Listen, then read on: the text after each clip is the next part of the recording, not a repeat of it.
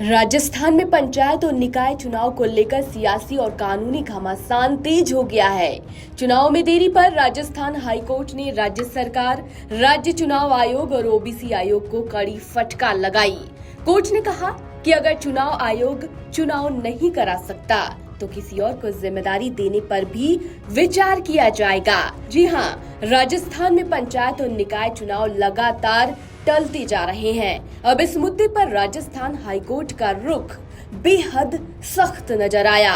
सुनवाई के दौरान हाईकोर्ट ने राज्य सरकार, राज्य चुनाव आयोग और ओबीसी आयोग तीनों की कार्यशैली पर सवाल उठाए। कार्यवाहक मुख्य न्यायाधीश संजीव प्रकाश शर्मा और न्यायमूर्ति संजीत पुरोहित की खंडपीठ ने दो टूक कहा कि अगर राज्य चुनाव आयोग समय सीमा पर चुनाव नहीं करा सकता तो अदालत किसी सक्षम व्यक्ति को ये जिम्मेदारी सौंपने पर भी विचार कर सकती है।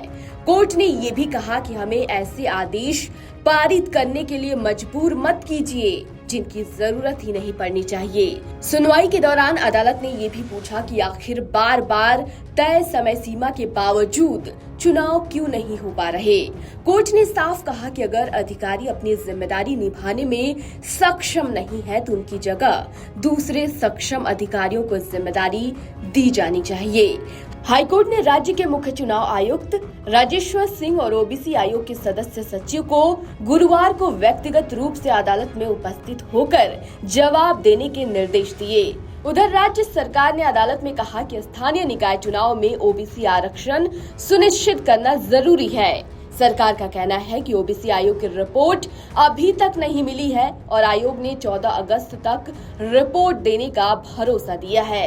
इसलिए सरकार ने चुनाव कराने के लिए कुछ और समय मांगा, लेकिन याचिकाकर्ताओं की ओर से इस दलील का कड़ा विरोध किया गया। वरिष्ठ अधिवक्ता पुनीत सिंघवी ने कहा कि हाईकोर्ट पहले ही स्पष्ट कर चुका है कि ओबीसी आयोग की रिपोर्ट का इंतजार करके चुनाव नहीं रोके जा सकते। इसके बावजूद सरकार और चुनाव आयोग रिपोर्ट का इंतजार कर रहे हैं, जो अदालत के आदेशों के खिलाफ है। दूसरे पक्ष की ओर से ये भी कहा गया कि संविधान के अनुसार पंचायत और निकाय चुनाव कराना राज्य चुनाव आयोग की जिम्मेदारी है और आयोग इस जिम्मेदारी को निभाने में विफल रहा है। दरअसल हाईकोर्ट पहले भी सरकार को कई मौके दे चुका है। पहले 15 अप्रैल और फिर 31 जुलाई 2026 तक हर हाल में चुनाव कराने के आदेश दिए गए थे।